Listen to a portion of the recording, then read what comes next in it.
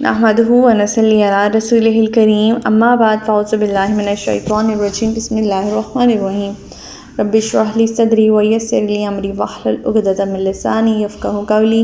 अस्सलामु अलैकुम व रहमतुल्लाहि व बरकातुहू। सिरात मुस्तक़ीम में आप सबको खुशामदीद। पिछले सबक में हमने पढ़ा था कि अल्लाह ताला बनी इसराइल से मुखातिब होते हुए फरमाते हैं और उन्हें वो वक्त याद दिलाते हैं। अल्लाह ताला फरमाते हैं कि जब हमने तुम्हें फ़िरौनियों से निजात दी और तुम्हें जो तुम्हारे बेटों को मार डालते थे और तुम्हारी औरतों को ज़िंदा रहने देते थे, और इसमें तुम्हारे लिए तुम्हारे परवरदिगार की तरफ से एक बड़ी आजमाइश थी। और हमने मूसा अलैहिस्सलाम से 30 रातों का वादा किया, फिर इसे मज़ीद 10 रातों से पूरा किया, तो इसके परवरदिगार की मुकर्ररा मुद्दत 40 रातें हो गईं। और जाते वक्त मूसा अपने भाई हारून से कहने लगे कि तुम मेरी कौम में मेरे खलीफा हो, इस्लाह करते रहना और फ़साद करने वालों की राह पर ना चलना। और जब मूसा अलैहिस्सलाम हमारे मुकर्ररा वक्त और जगह पर आ गया और इससे इसके परवरदिगार ने कलाम किया, मूसा अलैहिस्सलाम ने अर्ज़ किया, परवरदिगार मुझे अपना आप दिखला दीजिए कि मैं एक नज़र तुझे देख सकूं। अल्लाह ताला ने फरमाया, तू मुझे हरगिज़ ना देख सकेगा, अलबत्ता इस पहाड़ की तरफ देख, अगर ये अपनी जगह बरकरार रहा तो तू भी मुझे देख सकेगा। फिर जब इसके रब ने पहाड़ पर तजल्ली की तो इसे रेज़ा रेज़ा कर दिया और मूसा ख़श खाकर गिर पड़े। फिर जब इन्हें कुछ अफाका हुआ तो कहने लगे, तेरी ज़ात पाक है, मैं तेरे हुज़ूर तौबा करता हूँ और मैं सबसे पहले ईमान लाने वाला हूँ।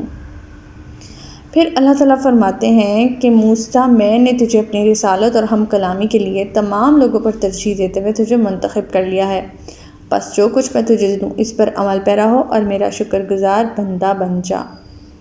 और इसके लिए हमने तख्तियों में हर तरह की नसीहत और हर बात की तफसील लिख दी है और उसे हुक्म दिया है कि इस पर मजबूती से अमल करो और अपनी कौम को भी हुक्म दो कि वो इन पर अच्छी तरह से अमल करे। अनकरीब मैं तुम्हें फासिकों का घर दिखलाऊंगा। हमारा आज का सबक आयत नंबर 146 से लेकर आयत नंबर 150 तक है, तो आज का सबक शुरू करते हैं। बिस्मिल्लाहिर्रहमानिर्रहीम। सअस्रिफु अन आयातिल्लज़ीना यतकब्बरूना फ़िल अर्दि बिग़ैरिल हक़ व इन यरौ कुल्ला आयतिन ला युमिनु बिहा व इन यरौ सबीलर रुश्दि ला यत्तख़िज़ुहु सबीला व इन यरौ सबीलल ग़य्यि यत्तख़िज़ुहु सबीला ज़ालिका बिअन्नहुम कज़्ज़बू बिआयातिना व कानू अन्हा गाफ़िलीन। और अपनी आयतों से इन लोगों की निगाह फेर दूंगा जो बिला वजह ज़मीन पर अकड़ते हैं, और ख्वाह कोई भी निशानी देख लें इस पर ईमान नहीं लाएंगे, और वो राह हिदायत देख लें तो इसे इख्तियार नहीं करते, और अगर गुमराही की राह देख लें तो इसे फ़ौरन इख्तियार करते हैं। इनकी ये हालत इसलिए है कि उन्होंने हमारी आयात को झुटलाया और इनसे बेपरवाही करते रहे। अब यहाँ पर मुतकब्बिर इंसान की जो बात है वो ये की गई है कि जो मुतकब्बिर इंसान होता है वो अल्लाह ताला के अहकाम की कुछ परवाह नहीं करता। वो अपने आप को अल्लाह ताला की बंदगी के मकाम से बालातर समझने लगता है, जिसे ना तो वो अल्लाह का बंदा है और जैसे ना ही अल्लाह उसका परवरदिगार है, नाउज़ुबिल्लाह। दूसरी मुतकब्बिर जो इंसान होते हैं उनकी अलामत ये होती है कि वो अपने आप को आम लोगों से कोई और मखलूक समझते हैं, मतलब बालातर मखलूक समझते हैं, और दूसरों को अपने से कमतर समझते हैं और उनसे वैसा ही सलूक करते हैं। हालांकि इस अल्लाह की ज़मीन पर रहते हुए, अल्लाह का रिज़्क़ खाते हुए किसी को यह हक़ नहीं पहुँचता कि वो अल्लाह का नाफरमान और मुतकब्बिर बनकर रहे। इसीलिए अल्लाह ने यहाँ बिग़ैरिल हक़ के अल्फाज इस्तेमाल किए हैं। अल्लाह ताला फरमाते हैं कि जो मुतकब्बिर इंसान है उनकी जो निगाहें हैं वो अल्लाह ताला की आयात की तरफ उठती नहीं है। ख्वाह पूरी की पूरी कायनात अल्लाह की ऐसी निशानियों से बरी हो और ऐसी बेशुमार आयात इनके अपने जिस्म के अंदर मौजूद हों, या इन्हें अल्लाह की आयात पढ़कर सुनाई जाए तो भी इनके दिल पर कोई असर नहीं होता। इनका दिल कोई असर कबूल नहीं करता, चाहे जितने मर्ज़ी तावीलात, मौजज़ात, तौजीहात इनके जहन में आ जाए, इनके सामने आ जाए, ये फिर भी राह रास्त को नहीं अपनाते। जबकि अगर इनके सामने कोई गुमराही की बात आ जाए तो ये फ़ौरन इसको एक्सेप्ट कर लेते हैं और अपने ख्वाहिशात नफ्स की पैरवी करते हैं, अल्लाह ताला की आयत का मजाक उड़ाते हैं, कमज़ोर मुसलमानों का मजाक उड़ाते हैं। तो अल्लाह ताला फरमाते हैं कि ऐसे ही लोग हैं जिन्होंने हमारी आयात को झुटलाया और इनसे लापरवाही बरती, बहुत जल्द अल्लाह ताला इनकी निगाहों को फेर देंगे। आयत नंबर 147, वल्लज़ीना कज़्ज़बू बिआयातिना व लिक़ाइल आखिरति हबितत अअमालुहुम हल युजज़ाउना इल्ला मा कानू यअमलून।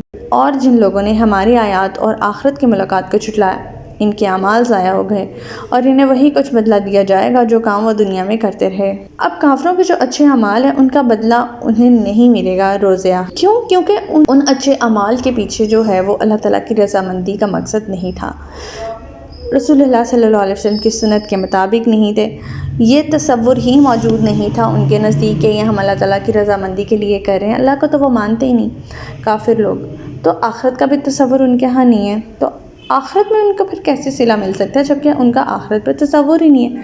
اللہ تعالیٰ نے فرمایا کہ ایسے لوگوں کے اعمال ضائع کر دیے جائیں گے بلکہ انہیں سزا ملے گی۔ آیت 148 وَاتَّخَذَ قَوْمُ مُوسَىٰ مِن بَعْدِهِ مِنْ حُلِيِّهِمْ عِجْلًا جَسَدًا لَهُ خُوَارٌ أَلَمْ يَرَوْا أَنَّهُ لَا يُكَلِّمُهُمْ وَلَا يَهْدِيهِمْ سَبِيلًا اتخذوه وكانوا ظالمین۔ موسیٰ علیہ السلام کے طور پر جانے کے بعد اس کی قوم نے اپنے زیوروں سے ایک بچڑے کا جسم یعنی کہ پتلا بنایا جس میں سے بیل کی آواز نکلتی تھی۔ ان لوگوں نے یہ نہ دیکھا کہ نہ تو وہ کوئی اس سے بات کر سکتا ہے نہ ہی ان کو راستہ دکھا سکتا ہے، پھر بھی انہوں نے اسے الہ بنا لیا۔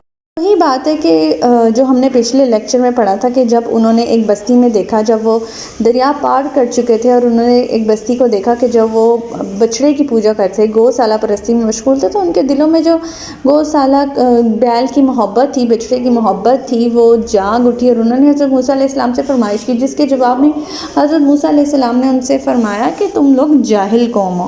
اب جیسے ہی موسیٰ علیہ السلام طور پر گئے قوم کے لیے وہ شریعت لینے، تو پیچھے سے انہوں نے کیا کیا کہ اپنے زیور ساروں نے جمع کیے اور بچڑے کا جسم یعنی کہ پتلا بنا دیا جس میں سے بیل کی آواز نکلتی تھی۔ ان لوگوں کی دماغ میں اتنی ان کی عقل کام نہیں کی کہ نہ تو یہ ہم سے بات کر سکتا ہے نہ ہی ہمیں راستہ دکھا سکتا ہے، لیکن پھر بھی انہوں نے اسے الہ بنا لیا۔ آیت 149 وَلَمَّا ثُقِّتَ فِي أَيْدِيهِمْ وَرَأَوْا أَنَّهُمْ قَدْ ضَلُّوا قَالُوا لَئِن لَّمْ يَرْحَمْنَا رَبُّنَا وَيَغْفِرْ لَنَا لَنَكُونَنَّ مِنَ الْخَاسِرِينَ۔ اور وہ تھے ہی بے انصاف لوگ، اور جب وہ شرمسار ہوئے اور دیکھا کہ وہ گمراہ ہو گئے ہیں تو کہنے لگے اگر ہمارے پروردگار نے ہم پر رحم نہ کیا اور ہمیں معاف نہ کیا تو ہم برباد ہو جائیں گے۔ حضرت موسیٰ علیہ السلام کی عدم موجودگی میں بنی اسرائیل نے گو سالہ پرستی کرنا شروع کر دی۔ سیدنا ہارون علیہ السلام کے سپرد کی گئی یہ ذمہ داری انہوں نے تو اپنے تئیں بھرپور نبھائی، لیکن پھر بھی یہ قوم حضرت ہارون علیہ السلام کی ایک نہیں سنتے تھے۔ ایک مرتبہ پہلے وہ یہ قوم سیدنا موسیٰ علیہ السلام سے کہہ چکی تھی کہ ہمیں معبود بنا کے دیں، لیکن حضرت موسیٰ علیہ السلام نے فوراً انہیں ڈانٹ ڈپٹ کے چپ کروا دیا۔ اب ان کی خیر موجودگی میں انہوں نے اپنے سارے زیور جمع کیے اور ان کی پرستی شروع کر دی۔ اب سیدنا موسیٰ علیہ السلام کی عدم موجودگی ان کے لیے ایک غنیمت تھی اور انہوں نے اب جو ان کے دل میں خواہش تھی انہوں نے اسے پورا کیا۔ سورۃ البقرہ میں ہم نے اس کی ایکسپلینیشن پڑھی تھی کہ جب یہ گو سالہ پرستش کا انہوں نے کیا تو پھر یہاں پر 3 گروہ بن گئے تھے۔ اس وقت بنی اسرائیل کے 3 گروہ بن گئے تھے، ایک وہ جنہوں نے بچڑے کی پرستش کی تھی، دوسرا جو انہیں گو سالہ پرستی سے منع کرتے تھے، اور تیسرا جو غیر جانبدار تھے، نہ خود گو سالہ پرستی کرتے تھے نہ کرنے والوں کو منع کرتے تھے۔ انہیں حکم دیا گیا کہ منع کرنے والے بچڑا پوجنے والوں کو قتل کریں اور یہ جو غیر جانبدار رہے انہیں معاف کر دیا گیا تھا۔ یہ ایکسپلینیشن ہمیں ملتی ہے سورۃ البقرہ کی آیت نمبر 54 میں ہم یہ بات پڑھ چکے ہیں۔ اللہ تعالیٰ نے فرمایا اس قوم سے کہ تم لوگوں نے اب بچڑے کو معبود بنایا ہے اور اپنے اوپر ظلم کیا ہے، لہٰذا خالق کے حضور توبہ کرو اور اپنی جانوں کو ہلاک کرو، تمہارے رب کے ہاں یہی بات تمہارے حق میں بہتر ہے۔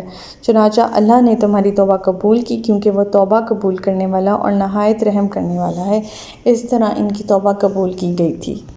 آیت 150 وَلَمَّا رَجَعَ مُوسَىٰ إِلَىٰ قَوْمِهِ غَضْبَانَ آسِفًا قَالَ بِئْسَ مَا خَلَفْتُمُونِي مِن بَعْدِي أَعَجِلْتُمْ أَمْرَ رَبِّكُمْ وَأَلْقَى الْأَلْوَاحَ وَأَخَذَ بِرَأْسِ أَخِيهِ يَجُرُّهُ إِلَيْهِ قَالَ ابْنَ أُمَّ إِنَّ الْقَوْمَ اسْتَضْعَفُونِي وَكَادُوا يَقْتُلُونَنِي فَلَا تُشْمِتْ بِيَ الْأَعْدَاءَ وَلَا تَجْعَلْنِي مَعَ الْقَوْمِ الظَّالِمِينَ۔ اور جب موسیٰ علیہ السلام غصہ اور رنج سے بھرے ہوئے اپنی قوم کی طرف واپس آئے تو انہیں کہا تم لوگوں نے میرے بعد بہت بری جانشینی کی، تمہیں کیا جلدی پڑی تھی کہ اب اپنے پروردگار کے حکم کا بھی انتظار نہ کیا؟ پھر تختیاں پھینک دیں اور اپنے بھائی کو سر سے پکڑ کر اپنی طرف کھینچنے لگے۔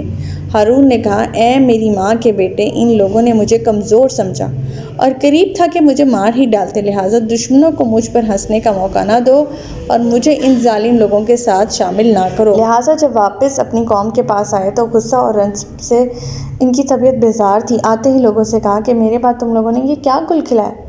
فوراً اپنے کفر و شرک والی زندگی تمہیں راس آ گئی اور تم لوگوں نے فوراً دوبارہ بچڑے کی پوجا کرنا شروع کر دی۔ اور سیدنا ہارون علیہ السلام کی داڑھی اور سر کے بال کھینچتے ہوئے کہا، تمہیں میں نے خلیفہ بنایا تھا، تم نے یہ سب کیسے برداشت کر لیا؟ اس کے مقابلے میں سیدنا ہارون علیہ السلام نے نہایت پیار کے لہجے میں اور معذرت خواہ انداز میں کہا، میری ماں جائے بھائی، ذرا میری بات سن لو، میں نے انہیں سمجھانے میں کوتاہی نہیں کی۔ یہ اتنے سرکش لوگ ہیں کہ میری جان کے پیچھے پڑ گئے تھے اور مجھے مار ڈالنے کی دھمکیاں دینے لگے تھے، لہٰذا ان بدبختوں کو مجھ پر ہنسنے اور بغلے بچانے کا موقع نہ دو اور ہرگز یہ نہ سمجھو کہ انہوں نے جو ظلم کیا ہے یا شرک کیا ہے وہ میری شہ پہ کیا ہے۔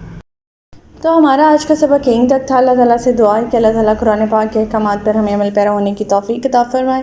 اللہ پاک ہمیں ہدایت دے کہ جس کے بعد گمراہی نہ ہو۔ ربنا لا تزغ قلوبنا بعد إذ هديتنا وهب لنا من لدنك رحمة إنك أنت الوهاب۔ سبحانك اللهم وبحمدك نشهد أن لا إله إلا أنت أستغفرك وأتوب إليك۔ السلام علیکم ورحمۃ اللہ وبرکاتہ۔